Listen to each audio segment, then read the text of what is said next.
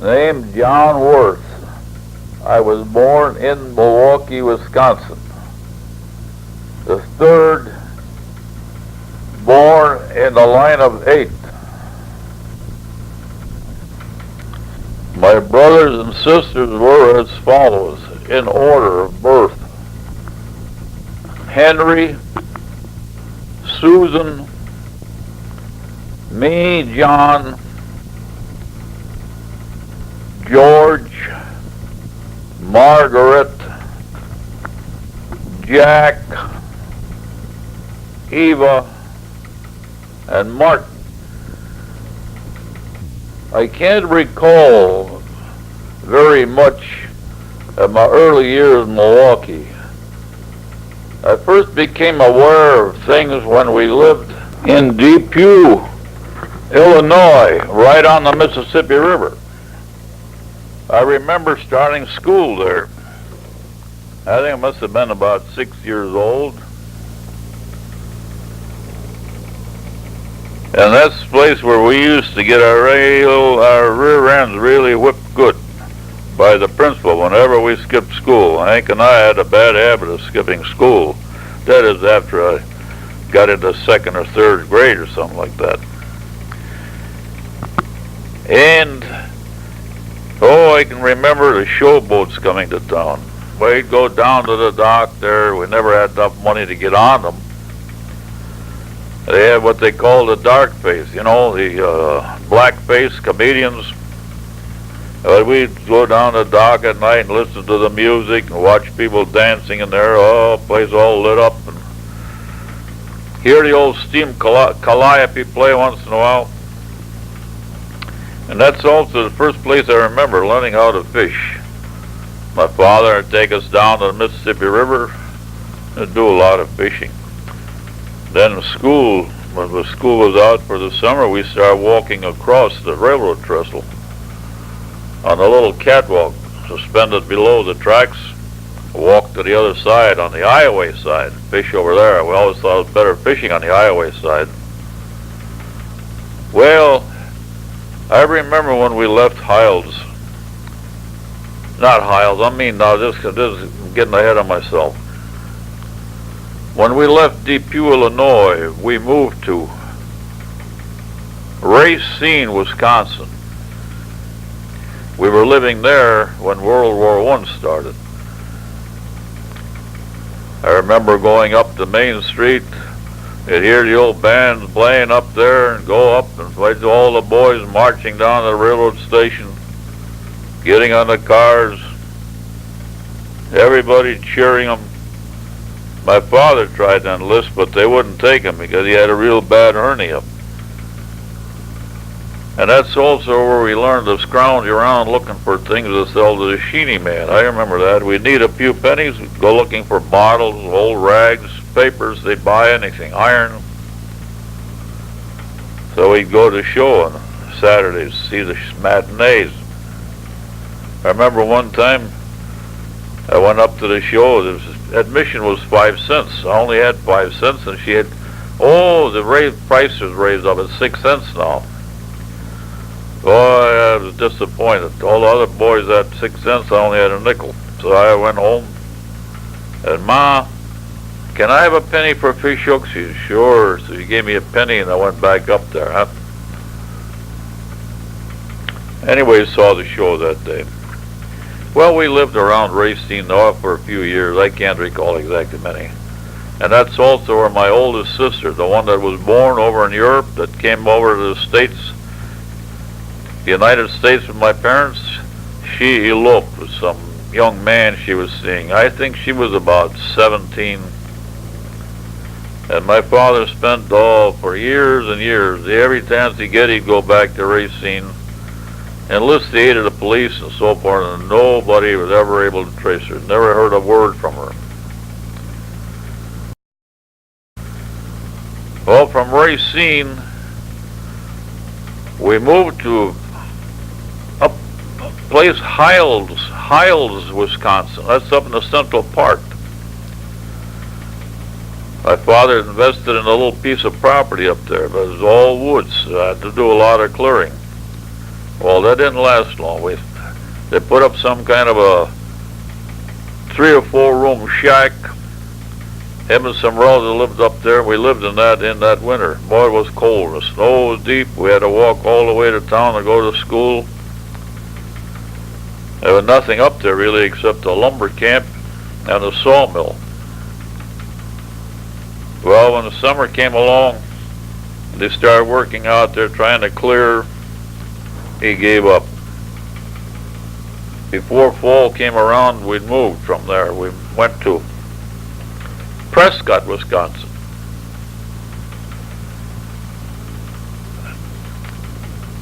And he'd contracted there, or he agreed to take over a farm to work it for shares. Well, that winter he spent a lot of time blasting out stumps. Came spring, started to do some plowing and so forth. And at every spare moment he'd have to blast more stumps. There was that old cutover land, pine lands. So I don't remember too much about that. I remember working on the farm. We'd go out to have to help when the crops come along so far, work there. Anyway, all of a sudden, after a year or 2 or 2 years, I believe it was, my father decided he was going to leave there. It must have been in the spring of the year when we decided, or he decided to leave Prescott.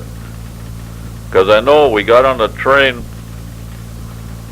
we ended up through O'Connell and Green Bay, and ended up in a little place called Lakewood.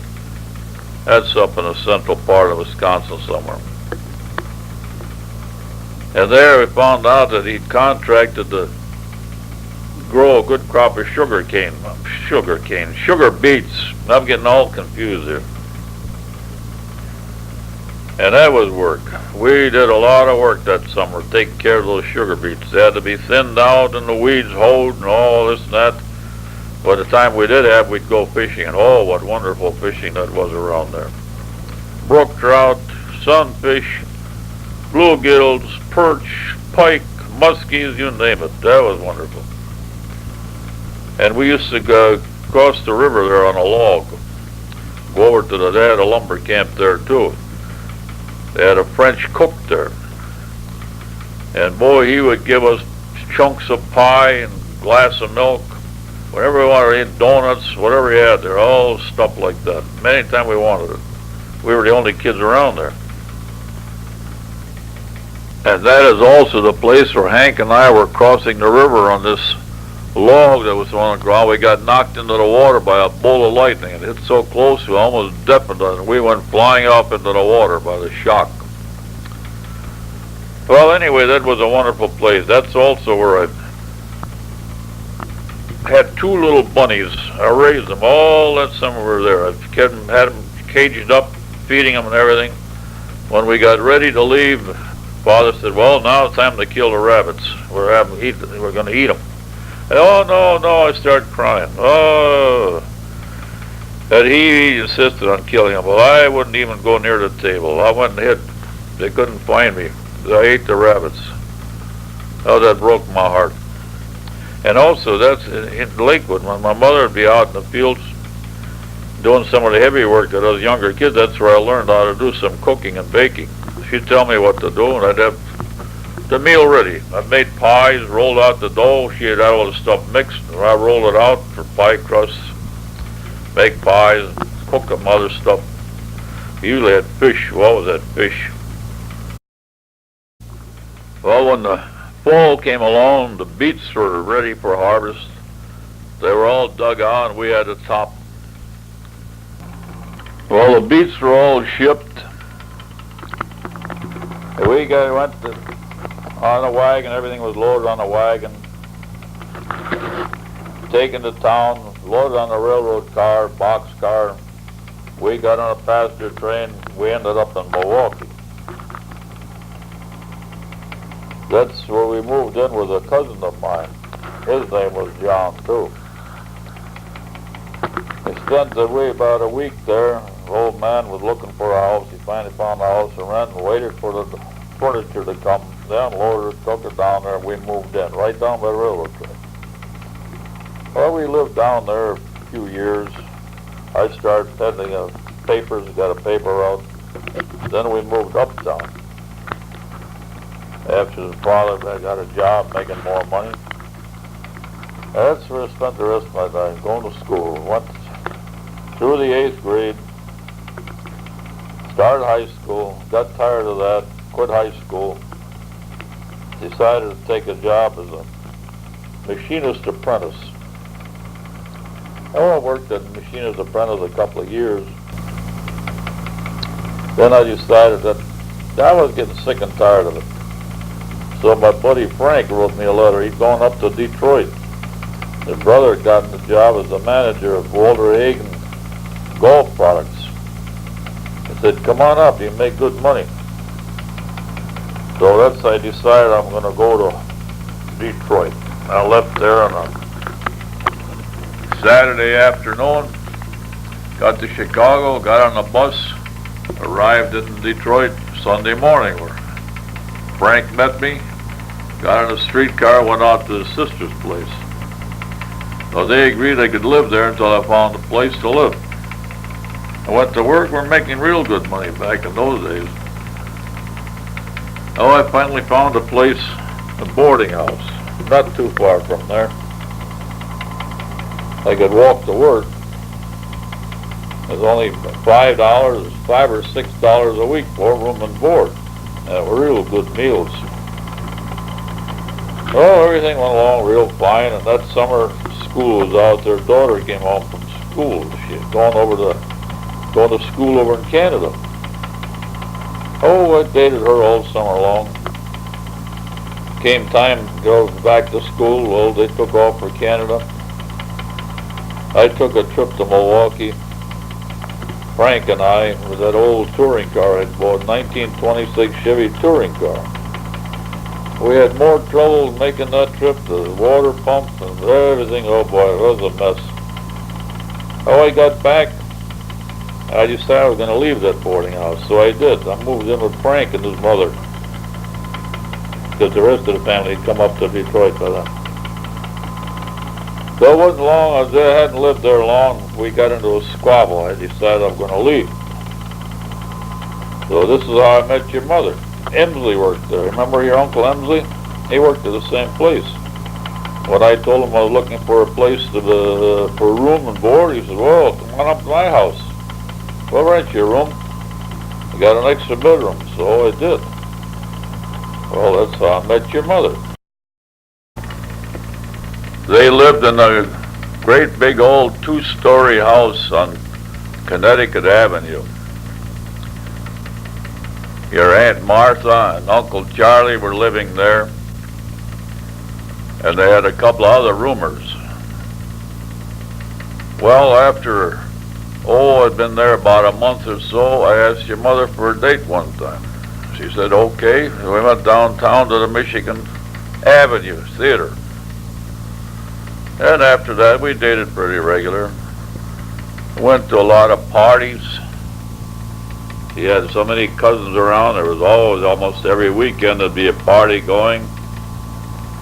This was during Prohibition, you know. There was always quite a bit of little drinking going on. But one thing your mother never did, she never touched alcohol, which was pretty nice. The rest of us get kind of high, she'd stay sober. After I'd been with him about a year, your Uncle Charlie and Aunt Martha moved out, and your grandmother wasn't very well, so we moved out of that big house into a flat over on Woodward Avenue. That's where your mother and I finally decided to get engaged. And in the meantime, this company where your Uncle Emily and I were working, they decided they were going to move up to Grand Rapids, so we weren't going to go. So we quit there. We heard that the Ford Motor Company was hiring for the apprentice school. Well, actually, it was a trade school. So we went out there. Your Uncle Emily got into the trade school, but me, they put in the apprentice school because I told them I'd had 2 years machinist apprenticeship. Oh, that was good. We were making everybody was making the same wages out there. So anyway, went along, saved a little bit of money, bought that Ford Roadster, which came in real handy. Weekends, go swimming, do this and that, go down to Belle Isle in the wintertime ice skating. After about 6 months, we decided we're all going to move back to that big old house again in Connecticut. Your Aunt Martha, Uncle Charlie are moved back in with us. Well, after we lived there a couple of more months in that house, I decided I was going to take a trip to Milwaukee. Your mother wanted to stay home with her mother because she wasn't very well, so I went down alone. Stayed in Milwaukee 1 week. Then I had to come back and go to work. Well, when I got back and drove up to the house, and boy, did I get it. They had sent me a telegram telling me that Grandma had died, and she was buried the day I got back. I never received a telegram. And your Aunt Martha swore to the day she died that she saw me drive past the house on the day of the funeral. It was not me, believe me. I would never do a thing like that. Well, your mother and I broke off our engagement for a while. In the meantime, they'd moved up to another house. But after a couple of months or so, we got together again. We made up, got together, resumed it, and then they moved back to that same old house again. So while living there, that's where we got married. And that's where you were. We were married in November, and the following spring, after your mother was about, I don't know, 5 months pregnant, something like that, we decided to make a trip to Milwaukee. My mother and father and the rest of the family wanted to meet my wife. So we went to Milwaukee. We stayed there, I don't know, 3-4 days. We decided I had to come back. I had to go back to work again. We left there on a Sunday. Aunt Margaret decided to come with us. And it was snowing when we left. This was in late March. And it snowed more and more and more. We went down the road. Pretty soon it got so heavy, we were about halfway to Chicago. We got stuck in a snowdrift. A Greyhound bus came along behind. They all got out. We carried a car across there because the bus couldn't get around any other way. Well, I pulled over and the bus went by, and I followed him all the way into Chicago. Broke trail. Got to Chicago, there was no way out. So we went down to the Greyhound station. Sat there, then we decided to find out the railroad were running. I put the car in storage while your mother and Aunt Margaret stayed there in the Greyhound station. I got a train, went back to Detroit, wired them some money. They got home 2 days later. A week later, I went back to Chicago, picked my car up. Your Aunt Margaret stayed with us until sometime after you were born. This was still all in that 230 Connecticut, that big old house in Highland Park. In the meantime, the Depression came along. All this time I'd been working at Ford Motor Company. Well, the Depression got pretty bad. I think it was the year 1932. I had just traded in my Roadster for a new sedan, 1932 model. I'd had it about 3 months. I got laid off. Couldn't find any work. I had to turn the car back to the dealer. We all moved out different places. In the meantime, well, we'd moved out of there before. We were living in a nice little house up in Albany on Ferndale. Had to move out of there. We moved into an old basement apartment in Highland Park. This was on Connecticut Avenue too, but on the other side of Oakland Avenue by the railroad. things got so bad, I finally had to go to City Hall and see what they could do for me. Well, they found out I could drive a truck.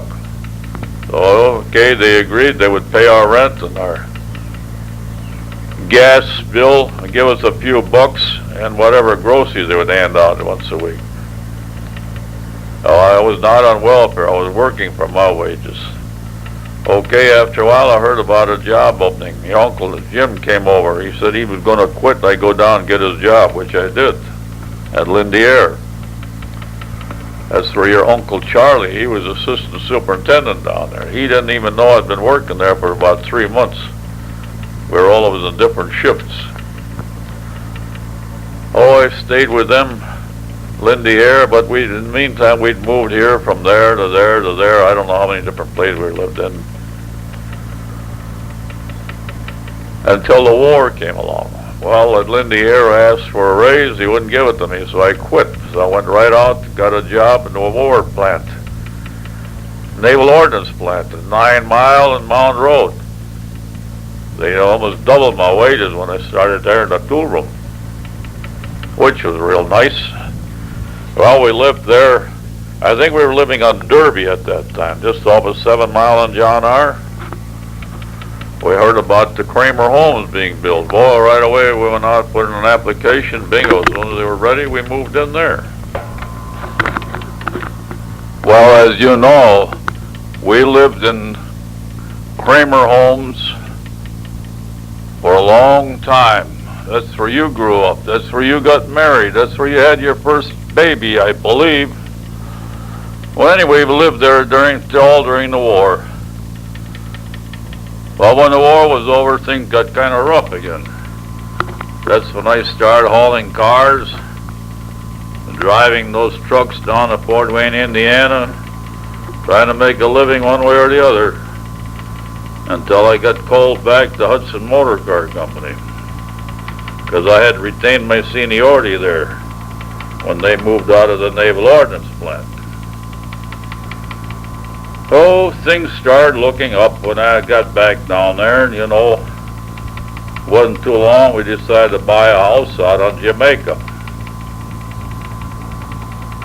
Well, you know all the rest. You were old enough then. End of story. Now, getting back to some of your other questions, I want to know about my mother and my father. Well, my mother, you met her. She was a very gentle person. She always looked out after us kids. The old man would get mad at us. She'd try to stick up for our side and all this and that. My old man, pretty strict disciplinarian. He didn't hesitate to beat your little rear end if he needed it, which happened quite often. Now, if I was to recite every little thing that happened to me as a young man and things that happened during our married life, my gosh, I would fill up 3 or 4 or 5, 6 of these tapes. There's so many little details that I can recall, but I didn't think there would really be any of any interest, and some of them weren't very pleasant either. So now I'm gonna knock off for a while till you send those other tapes and maybe some more questions, okay?